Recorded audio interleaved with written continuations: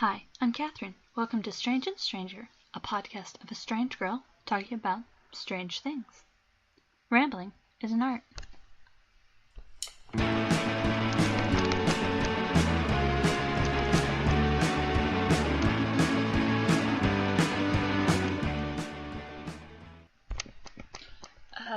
Right, so I got a bit rocking out to that tune, and I'm a little bit dizzy.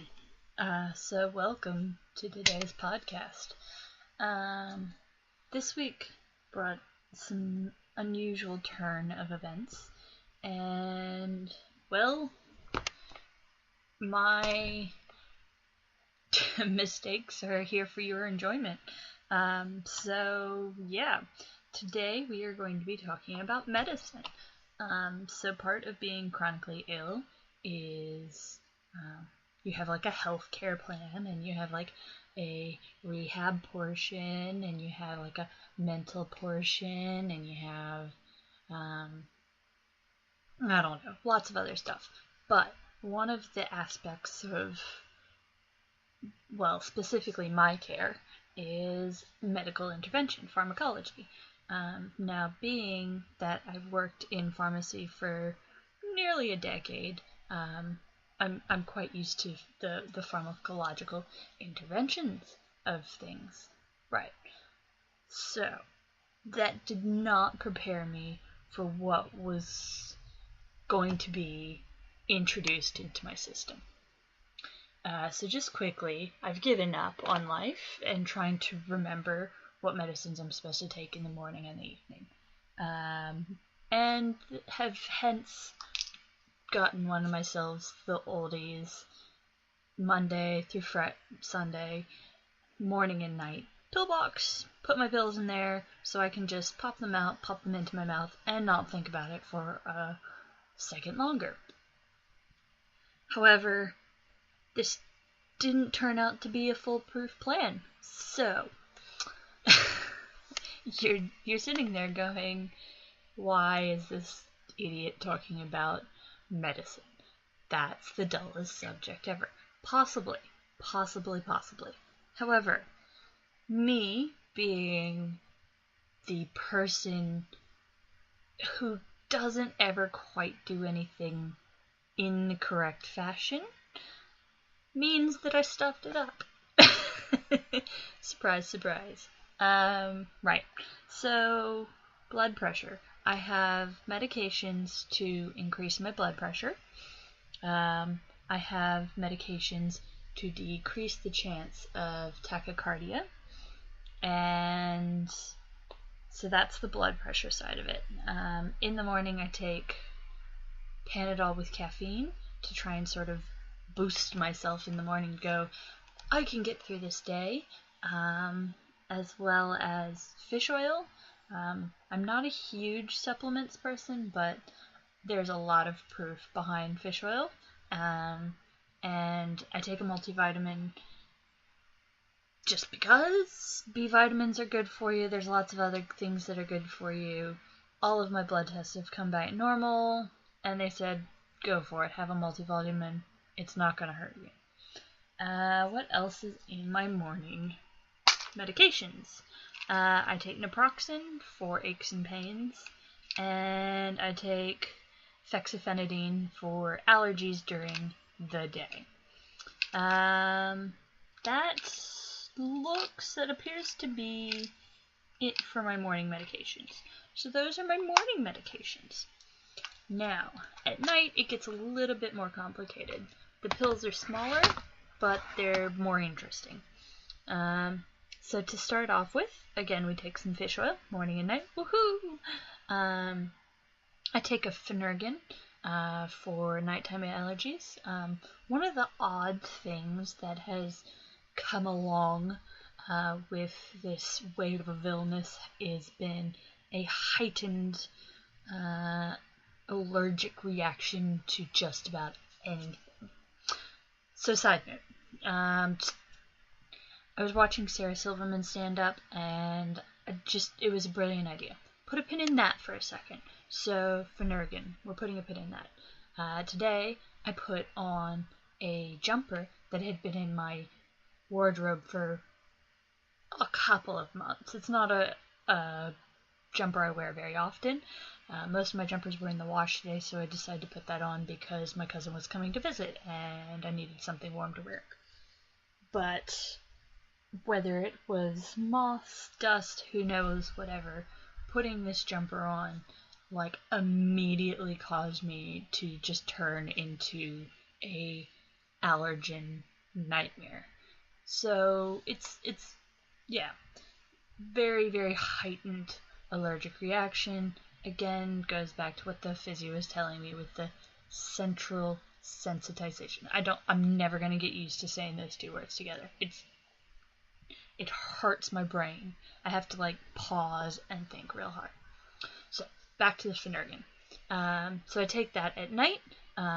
It's a drowsy antihistamine, a level 1 antihistamine, a bit stronger, but I'm going to bed, so it's okay.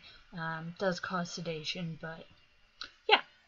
I take the other bit of metoprolol for the blood pressure, and I also take the Fusidin as well. Not the Fusidin, Florinef. Fusidin is ointment I use for my face. Florinef for the increase of blood pressure. Now, so may or may not have mentioned it, I have REM sleep disorder, which is a fun disorder, let me tell you. Decided to go to the doctors. Oh, putting a pin in that. We decided that it would be best if I went to see the doctors after I moved the fridge from the kitchen and blocked my housemate into her bedroom because in my sleep I thought the fridge was going to kill me. How do we know this? I tweeted it in my sleep. Do I have any recollection of this? No. So, test, doctor, neurologist, another neurologist, REM sleep disorder. So I take clonazepam, which, for all those inclined to know about medications, clonazepam's not actually for sleep disorders. It's for epilepsy. However, it has this odd effect, as many things do, sort of like when penicillin was like, oh, hey, that's an antibiotic. Huh, awesome. There is a correlation that taking clonazepam, receptors, boom, boom, boom, anytime your body attempts to go into REM sleep, it goes, nope, that's okay, we'll skip that. So I take that nightly, which then rolls into I don't actually get any restful sleep, big long cycle of doom. So, now, the latest medication that I've started taking, which is for the fibromyalgia, is Cymbalta. Now, I thought I was just getting I've seen plenty of people in my years. I have given out plenty of prescriptions of Cymbalta, explained to people the side effects of Cymbalta. It seemed tolerated really well. Not many people came back and said this drug was horrible. As where, I have had that with many other medications. People have come back and been like, I never ever want to take this drug again. So I knew it wasn't your average antidepressant. However, there's a lot of studies that show that it affects the same receptors that make your brain think that it's in pain, so it can help tell your brain that it's not in pain, even though for whatever reason it thinks it's in pain. So we're giving this a shot to try and combat the fibromyalgia. To say I got the side effects would be an understatement. The drug hit me like a brick on the back of my head in the ghetto. I was stunned. It ruined my appetite. It has made me lethargic. It has made me nauseous. It has given me unpleasant bowel side effects. I'm taking medicine just to combat that medicine. And I've scaled back my activities. Like, I thought I had scaled back my activities before starting to take this medicine. After taking this medicine, I have scaled back to like 1 out of 10 events that I'm actually going to. It has been a really hard trip. I really did not expect this medicine to hit me as hard as it did. 4 days into it, my mom made me go to the doctor because she was freaked out that I was gonna die because I wasn't eating. We've since created some solutions with electrolyte solutions and anti-nausea, anti-diarrhea pills, and just force-feeding me food. But yeah, so wrap, da-da-da-da-da, a week goes by. So in the nightly confusion, I was sort of tired. It had been a long day. This is a couple of days ago. I popped open the canister with my meds in it, put them in my hand, threw them in my mouth, took some water, swallowed it. All good, right? Well, that whole night, like, I couldn't sleep really well, and I was just really agitated, and had really just an unpleasant night, gastrointestinally, to put it politely. It was just a really bad night, and I couldn't really peg what had happened.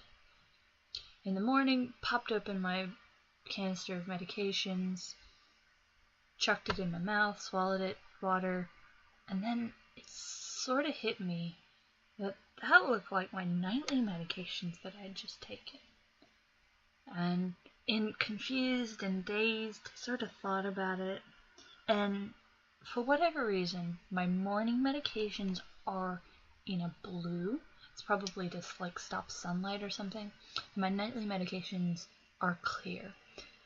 Well, for whatever reason, in my mind, the clear ones feel like they should be the day ones, and the blue ones feel like they should be the night ones. I have, like, mulled this over in my brain before, but in my confusion, I took my morning medications at the night, and then my night medications then in the morning, which then caused me to sleep for like 30 hours straight. Whoops. And we're like 4 days later, and I'm still just wibbly wobbly, and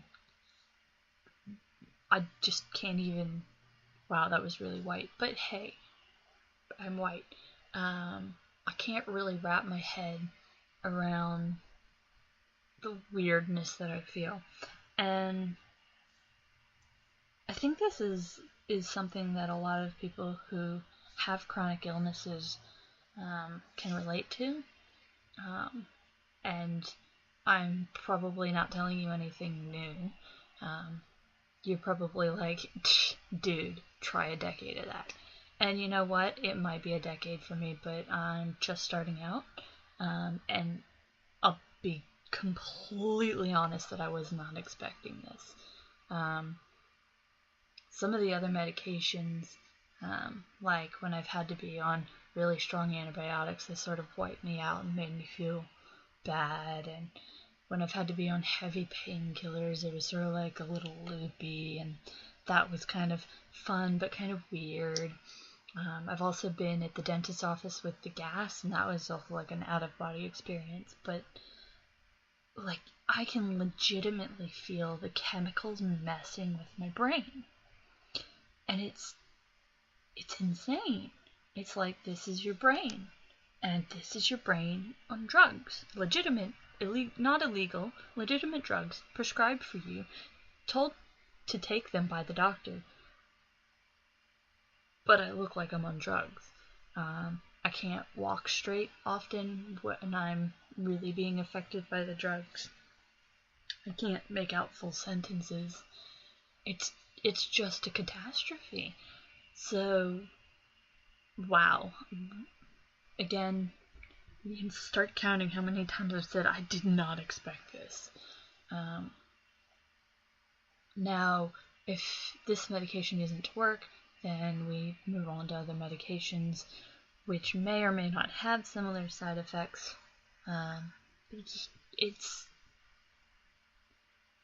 So I started this podcast to document my current life as a chronically ill person, and to reminisce on some of my past experiences.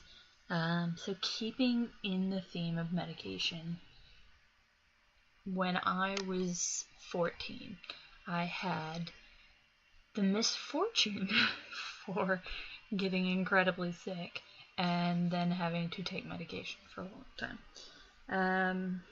Living in Kenya, it was fantastic. I loved it. And then one day I just started feeling like really, really ill. I couldn't hold down food. I apparently looked like I had chicken pox. I couldn't stand up. I was so weak. My father had to fly back from holiday to come pick me up. He was going to fly me down. Took one look at me and went, "No, we're going to take you to the hospital." It turns out I had a bout of malaria. I had typhoid fever. And they found that I'd been living with H. pylori for at least 7 years. They were like, "Dude, this sucks. Here's like all of the antibiotics." So I was on antibiotics for 6 months at that time, and it's taken my colon a severe amount of time to improve. But I don't know what medication they have for me in the future. I don't know if this medication is something that I will wean myself off of.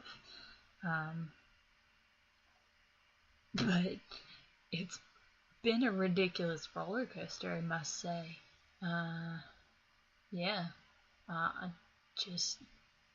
I've been blown away by the effect, and the analogy I keep coming back to, and I'm sure it is not at all accurate, but it's, I guess, what pop culture has left an impression on me, is movies or TV shows, or whenever there's a digital representation of mental institutions, and patients don't want to take their medication, and they line up and they're forced to take their medication, and they're forced to prove that they've taken their medication.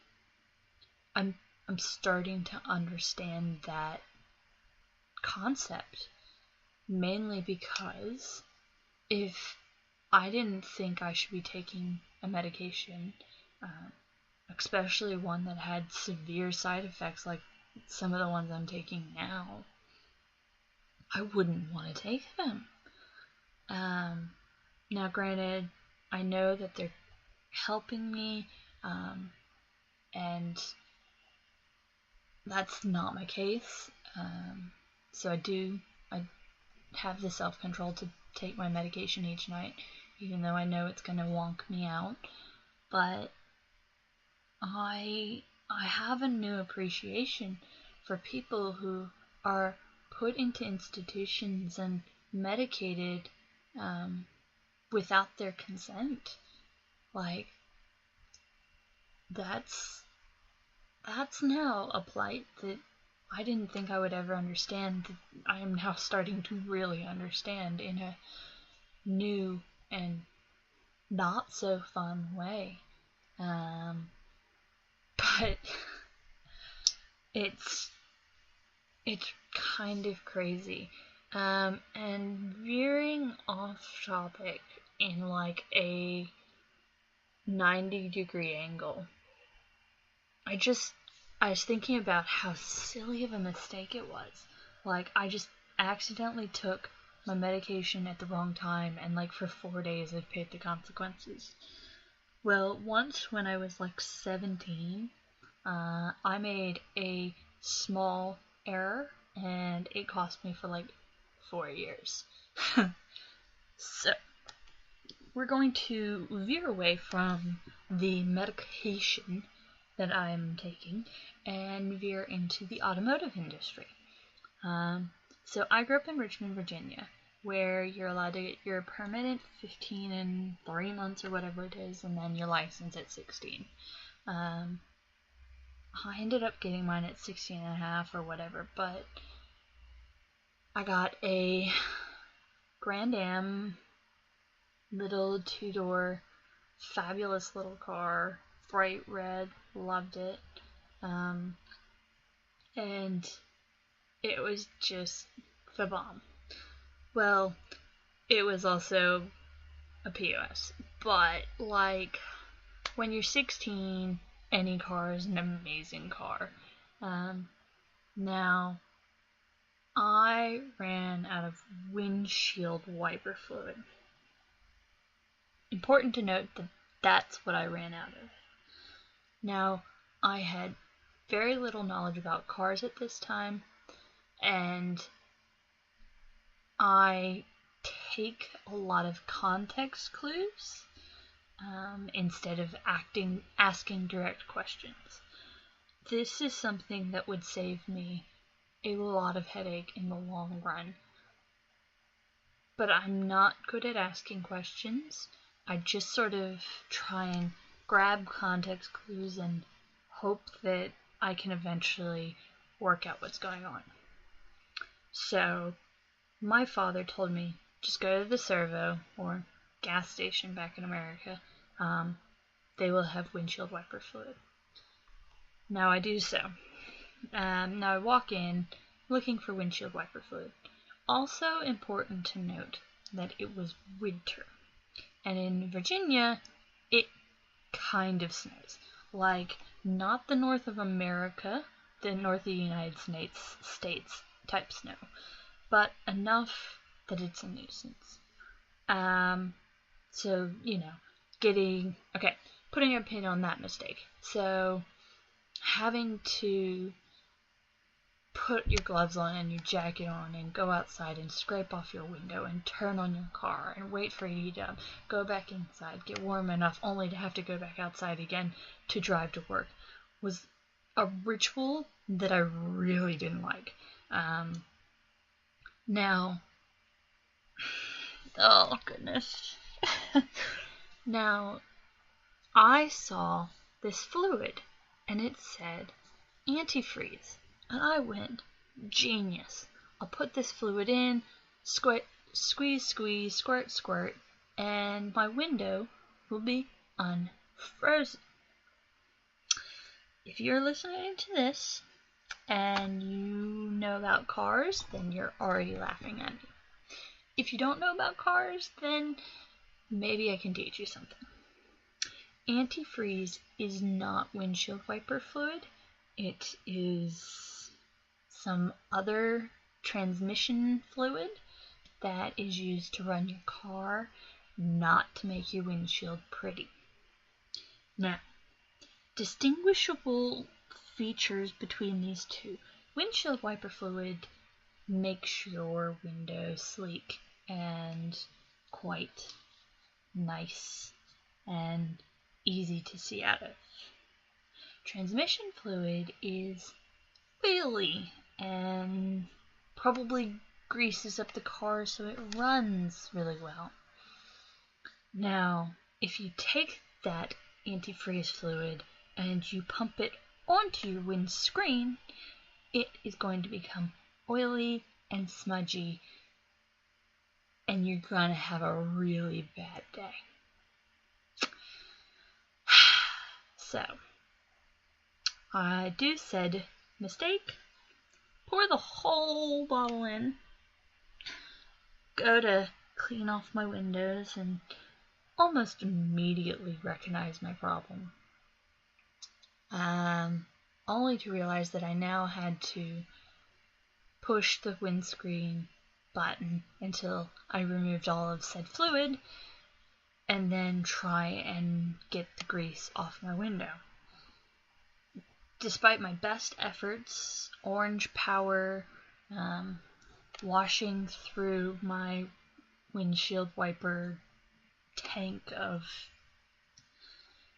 for the next 4 years that I owned that car, or however long it was, that screen was always greasy. So, I was 17 then, I'm 27 now, looks like a decade, and I haven't learned anything.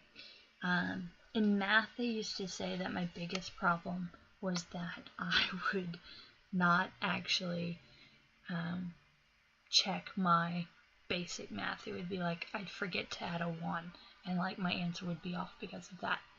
I'm sometimes a very detail-oriented person, but I'd say 80% of the time I'm a big picture person, so details often get overlooked, and it's going to provide you with more amusing stories than you could even possibly hope for, probably ever really cared to know about, but yes.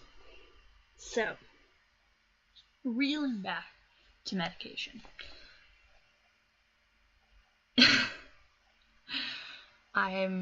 I will now obviously make more of a conscious effort to make sure that I'm taking the right medication. But I'll be completely honest, I don't guarantee I won't make the same mistake. I'm pretty good at making the same mistake like 4 or 5 times before it really sinks in that that's not something to do. But yes, so woohoo. Alright. It is evening, it is late, I am freezing. So, Melbourne winter. It doesn't snow here, but man, that Arctic chill, that wind that blows through is just as cold sometimes. Yeah, I'm gonna drink my coffee because coffee is life. I get to go visit my granddad tomorrow, so maybe I'll have some stories from Granddad to regale you with later on, but it was too humorous that I stuffed up my medication, and that not only, like, if you stuff up your medication, like, you don't take your antihistamine at the right time, it's not, like, a huge deal, but some of the medication I am taking, if you stuff it up, you will sleep for 30 hours, so there is a life lesson. Let my life be a warning to you, I guess. Or not? Because, yo, that's what's up.